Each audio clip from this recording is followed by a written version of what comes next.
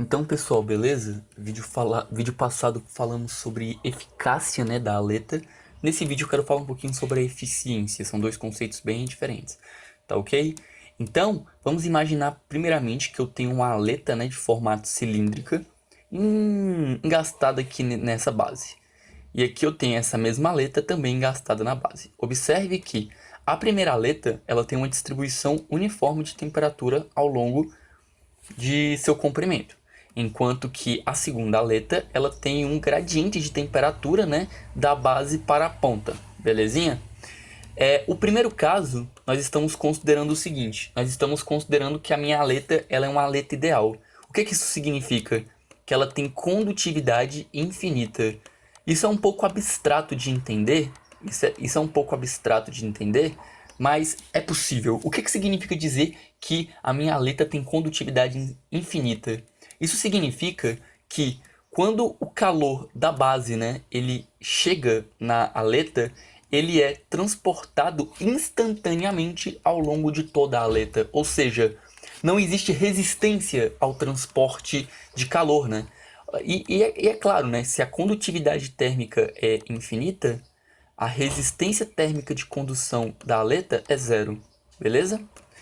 Então, que bacana, né? Então a nossa hipótese é que a minha aleta ela é uma aleta com condutividade térmica infinita, isto é, o fenômeno de transporte de calor ele é transmitido instantaneamente ao longo da aleta, ou seja, não existe gradiente de temperatura, não existe queda de temperatura ao longo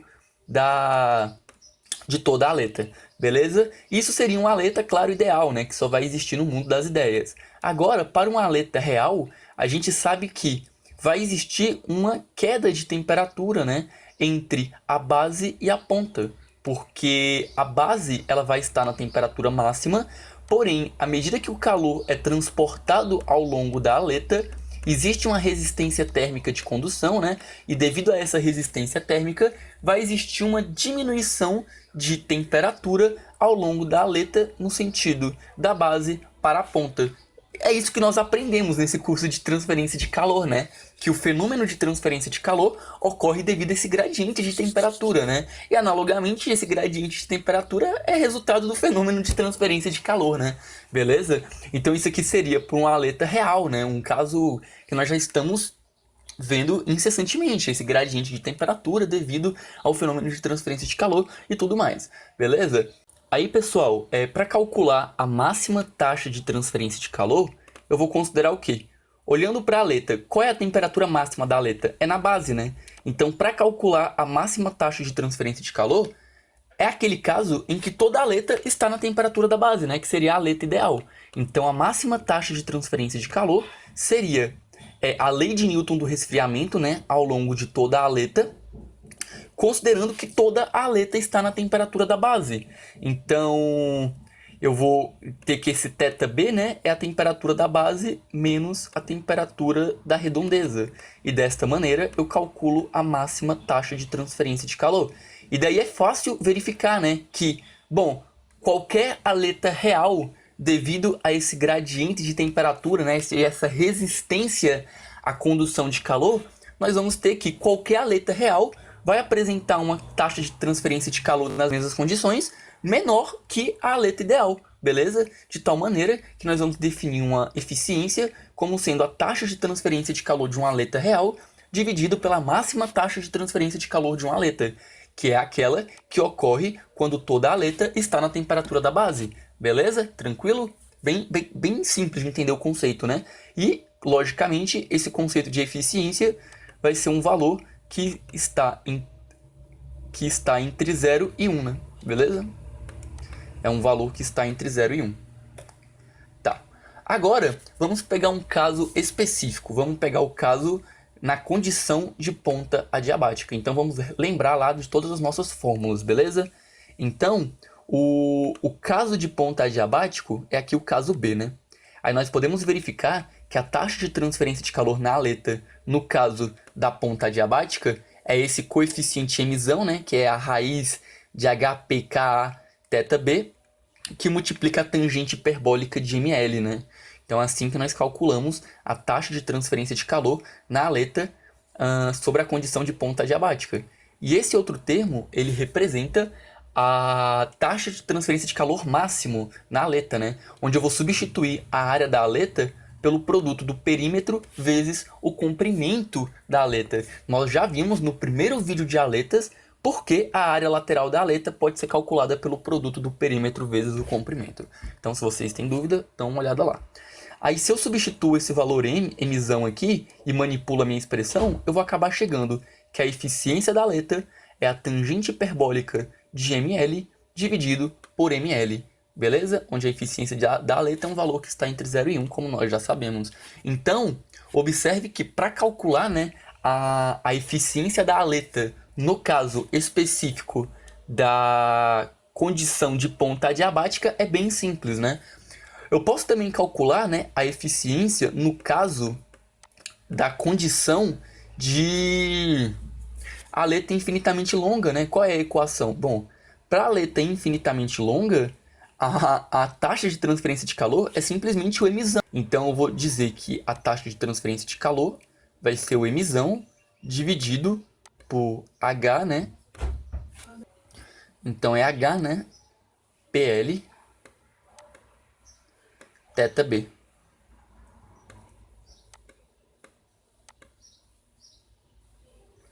Beleza?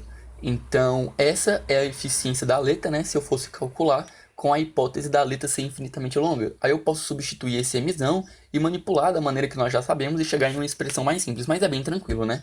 Bom, então nesse caso da aleta com ponta adiabática, a expressão não é muito complexa. Na hipótese da aleta infinitamente longa também não é muito complexo. Agora, se eu quiser calcular na hipótese de convecção na ponta. Bom, na hipótese de convecção na ponta, vamos dar uma olhada aqui na expressão. Então, a convecção é convecção, né? Então, com a hipótese de convecção na ponta, a expressão para a taxa de transferência de calor é essa criança aqui, né? Ou seja, algo nem um pouco simples. Olha o tanto que essa equação é grande, né? Que vai dar muito trabalhozinho de mexer com essa equação. Mas nós já vimos que existe uma técnica, né? Nós podemos transformar o problema da convecção na ponta em um problema de ponta adiabática, corrigindo o comprimento por um comprimento corrigido, beleza? Então, se eu quero utilizar a hipótese de convecção na ponta, eu vou utilizar a mesma expressão, porém, eu vou trocar o comprimento pelo comprimento corrigido.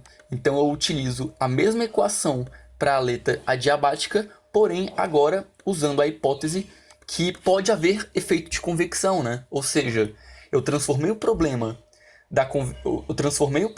de convecção na ponta no problema de ponta adiabática utilizando um comprimento corrigido, ou seja, eu utilizei a mesma expressão com esse comprimento corrigido, beleza? E como é que eu determino, né, esse comprimento corrigido? Nós já vimos, né, que esse comprimento corrigido ele é dado pelo comprimento mais a área da seção transversal dividido pelo perímetro. Aí, nós sabemos que para a aleta retangular, né, o perímetro é dado por 2W, 2T, onde W é essa dimensão, né, e o T é essa dimensão, ou seja, o W é a largura e o T é a espessura, né, da nossa placa aqui, dessa nossa aleta retangular. E a área da seção transversal é simplesmente o produto WT, né? Então, substituindo, né, para a aleta retangular, eu vou ter que o meu comprimento corrigido vai ser o comprimento mais a área, que é WT, sobre o perímetro. Aí, uma hipótese que poucas pessoas se atentam, mas que ela é muito importante, a hipótese é que o W é muito maior que o T, de tal sorte que nós podemos considerar que o perímetro é simplesmente o 2W, ou seja, o 2T ele é pequeno comparado com 2W, e nós aproximamos o perímetro simplesmente como sendo 2W. Daí, nós vamos ter o quê? Que o comprimento corrigido vai ser o comprimento mais T dividido por 2, né? Beleza? Aí eu posso olhar aqui também, né, para a aleta cilíndrica, onde o perímetro é π vezes o diâmetro, né? Ou seja, 2πr, e a área é π diâmetro ao quadrado sobre 4. Então, substituindo, né, para a aleta circular, nós vamos ter o quê? que a área é π diâmetro ao quadrado sobre 4 e o perímetro é π vezes o diâmetro, de tal maneira que o comprimento corrigido é o comprimento mais o diâmetro dividido por 4. Beleza? Então, nós agora temos o comprimento corrigido para a aleta retangular e para a aleta circular. Beleza? Aí, eu vou pegar, então, a minha expressão para o comprimento corrigido e vou multiplicar pelo meu m, né? Que é aquele m da nossa equação que nós estamos trabalhando desde sempre. Ok, quem é o m? Vamos lembrar aqui. O m é raiz, né, de HP dividido pela condutividade térmica vezes a área. Tranquilo? Então, dando continuidade aqui. Então, m vezes o comprimento corrigido vai ser HP dividido pela condutividade térmica, a área, raiz, né, que multiplica o comprimento corrigido. Aí eu posso substituir o perímetro como sendo uma aproximação por 2W, né, e posso substituir a área, no caso, para a aleta retangular, né, então eu vou substituir o perímetro valendo 2W, e vou substituir a área valendo WT. Aí o W de cima cancela com o W de baixo e vai ficar o 2 e o T, né? Que multiplica H sobre T. Beleza? Isso aqui na raiz que multiplica o comprimento corrigido. Então, M que multiplica o comprimento corrigido é esse termo, né? Vezes o L corrigido. Porém, eu vou multiplicar em cima e embaixo pela raiz do L corrigido, beleza? Então, L corrigido que multiplica L corrigido elevado na meio é L corrigido elevado na 3 sobre 2, né? E observe que essa expressão está elevado na meio e isso daqui está elevado na meio. Então, eu vou simplesmente passar o LC lá para dentro. E eu sei que o comprimento corrigido que multiplica o T é igual à área AP da minha aleta. Aí, né, multiplicando o L corrigido por esse T, vai ser essa área corrigida aqui, né, que eu vou chamar de AP. Beleza? Aí, eu vou ter o quê? Que o meu M que multiplica o L corrigido vai ser isso daqui, né? E a minha eficiência da aleta é a tangente hiperbólica do ML corrigido sobre o ML corrigido. Então, substituindo o ML corrigido em cima e embaixo pelo seu valor, né? Nós vamos ter o quê? Que a eficiência da aleta vai ser função de todo esse parâmetro aqui, né? Então, a eficiência da aleta vai ser função de todo esse parâmetro. De tal maneira que nós podemos substituir, ou melhor, obter um perfil da eficiência da aleta em função desse parâmetro. Então, no caso, para a aleta retangular, né, nós vamos ter o quê? Um perfil, que é esse perfil que eu estou mostrando aqui, né? Nós vamos ter o perfil da eficiência em função desse parâmetro que nós acabamos de obter, que representa, né, o ML corrigido. Belezinha? Na verdade, tem um 2 que aparece lá e não está aparecendo aqui, né? Mas foi só por questão do autor que não quis colocar. Beleza? Então, essa daqui é a expressão, né, para a aleta retangular. Observe que nós também temos aqui plotados para a aleta de perfil parabólico e de perfil triangular, né? Olha que bacana. Aí, né, como vocês podem ver, essa aleta de perfil parabólico e essa aleta de perfil triangular, a seção transversal dela não são constantes, né? Então, todos os cálculos que nós desenvolvemos até aqui, baseado naquela equação diferencial, não são válidos. Então, para aletas de seção transversal não uniforme, essa equação ela não é válida. Ou seja, aquela equação diferencial que nós resolvemos com todas aquelas hipóteses, ela simplesmente não é válida. Nós vamos ter que resolver uma EDO um pouco mais complexa, que eu não vou entrar em detalhes. Nós vamos ter o quê? Que a taxa de transferência de calor na aleta com seção transversal não uniforme vai ser dado por essa expressão enorme, onde o K1 e o K1, o K0, o I0 e I1 são coeficientes que eles são tabelados, que nós podemos observar na literatura, né? Que são as funções de Bessel modificadas de primeira e segunda ordem, né? Primeiro e segundo tipo, né? Então aqui, por meio dessas tabelas, nós podemos calcular esses valores, beleza?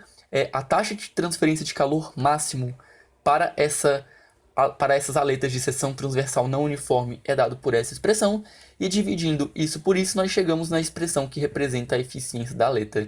Então, nós nem vamos entrar em detalhes nesses cálculos mais complexos que envolvem aletas de seção transversal não uniforme. Nós simplesmente vamos utilizar, né, os diagramas com eficiência em função de parâmetros, beleza? Então nós vamos ter que a eficiência vai ser dada por essa expressão, e para a hipótese, né, de poder existir convecção na ponta, nós vamos utilizar um R corrigido, né, análogo àquele L corrigido, e assim nós vamos obter os perfis de eficiência em função desse parâmetro, tá ok? Para diversos tipos de aleta.